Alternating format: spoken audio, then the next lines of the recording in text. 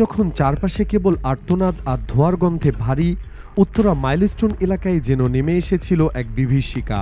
বিমান দুর্ঘটনার ভয়াবহতায় সবকিছু গ্রাস করেছে।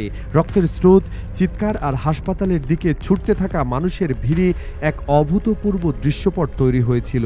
ঠিক তখনই সেই ধ্বংসস্তূপের মাঝে হঠাৎ থমকে দাঁড়ালো একটি কালো গাড়ি। দরজা খুলে বেরিয়ে এলেন এক সৌম্য সাদা দাড়ি ও পাঞ্জাবি পরিহিত প্রবীণ ব্যক্তি। ভিড়ের মাঝে তিনি যেন এক ছায়া মূর্তি। তবুও যারা তাকে দেখল তারা সাক্ষী দিল এক অবিশ্বাস্য দৃশ্যের। তিনি নিঃশব্দে ক্ষতিগ্রস্তদের হাতে খুঁজে দিচ্ছিলেন মোটা অঙ্কের টাকা, 1 লাখ, 2 লাখ, কোনো হিসাব নেই।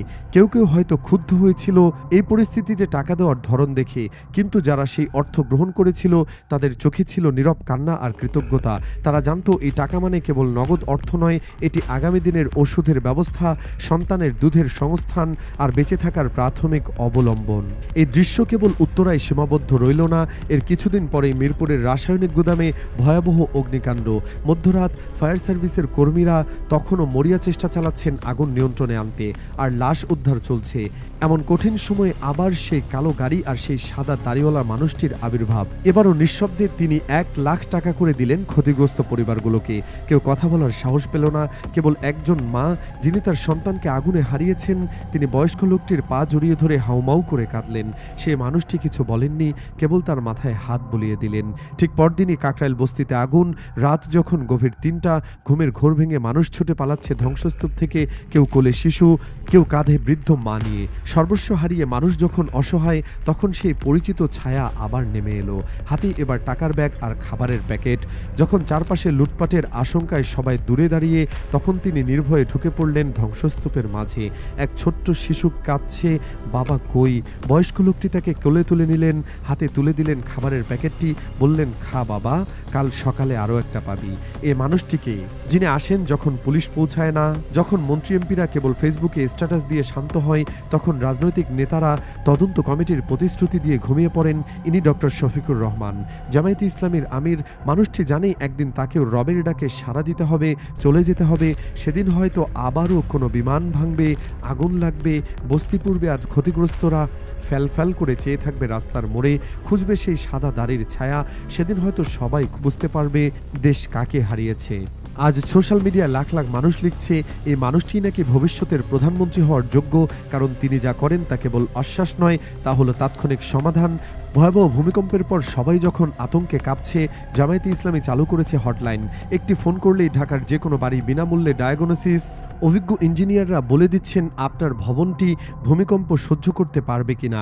এই সেবা পেতে অন্য কোথাও লাখ লাখ টাকা লাগে, অথচ তিনি তা দিচ্ছেন বিনামূল্যে। এটা কেবল সেবা নয়, এটা একটি বার্তা, আমরা আছি। কিন্তু গোটা দেশ যখন এই মানবিক কার্যক্রমে মুগ্ধ, তখনই শুরু হয়ে গেছে অপপ্রচারের কালো ঝড়। লন্ডনে বসে তারেক রহমানের নির্দেশে বিএনপির ছাত্রদল, যুবদল নেমে পড়েছে এক ভয়াবহ প্রোপাগান্ডার খেলায়। তারা ডক্টর শফিকুর রহমানকে ব্যঙ্গ করে চুমু শফিক বলে ডাকছে। তার বক্তব্যকে এমনভাবে এডিট করে ছড়ানো হচ্ছে যে মনে হচ্ছে তিনি নারীদের 4 দেয়ালের ভেতরে বন্দী রাখতে চান, অথচ পুরো বক্তব্য শুনলে বোঝা যায় তিনি নারীদের জন্য সবচেয়ে নিরাপদ পরিবেশ তৈরির কথা বলছেন, যেখানে মায়েরা রাতে একা বের হতে ভয় পাবেন না, রাস্তায় হয়রানির শিকার হবেন না। বিএনপির জনপ্রিয়তা তলানিতে ঠেকায় এখন তাদের একমাত্র পথ জামায়াতের বিরুদ্ধে মিথ্যা গুজব ছড়ানো। একই খেলা চলছে চট্টগ্রামের শাহজাহান চৌধুরীর বিরুদ্ধে। হাসিনার 17 বছরের শাসনে যিনি 9 বছর জেল খেটেছেন, যার একটি হুঙ্কারে চট্টগ্রামের লাখো যুবক রাস্তায় নেমে আসে, তার একটি ভারত বিরোধী বক্তব্যকে এমনভাবে বিকৃত করা হচ্ছে যে জামায়াত নিজেও যেন ফাঁদে পা দিয়ে তাকে বহিষ্কার করার গুঞ্জন তুলেছে। অথচ চট্টগ্রামে জামায়াতের বিশাল ভোটারের ভিত্তি শাহজাহান চৌধুরীর হাতে গড়া। আরও ভয়াবহ হলো, শাহজাহান সাহেব বলেছিলেন, আল্লাহ আছেন, আল্লাহর মেহেরবানিতে আল্লাহর সূর্য দিয়ে দেখাইব। চট্টগ্রামের আঞ্চলিক ভাষায় এর অর্থ হলো আল্লাহ সব দিক থেকে সাহায্য করবেন। কিন্তু মিডিয়া লিখছে সূর্য আমার জন্য দাঁড়িয়ে থাকবে। আল্লাহকে পুরোপুরি বাদ দিয়ে তাকে পাগল বানানোর চেষ্টা চলছে। সব চ্যানেলে, সব পত্রিকায় একটাই হেডলাইন, খাগড়াছড়ির পাহাড়ে ঘুরছেন ভিপি সাদিক কায়েম। তার একটি সমাবেশে হাজার হাজার পাহাড়ি ও বাঙালি জড়ো হয়। জামায়াতের ভোট বাড়ছে, হাইপ তৈরি হচ্ছে। এখন তার নামেও অপপ্রচার। এখনও জাকসুর ফাতেমার সঙ্গে জড়ানো, কখনো ছাত্রলীগের সঙ্গে টকশো মাফিয়া উঠে পড়ে লেগেছে। পাবনায় জেলা আমিরের নির্বাচনী প্রচারে প্রকাশ্যে হামলা চালিয়েছে বিএনপির নেতা হাবিবুর রহমানের লোকজন, গুলিও চালানো হয়েছে। এই হলো বাস্তবতা।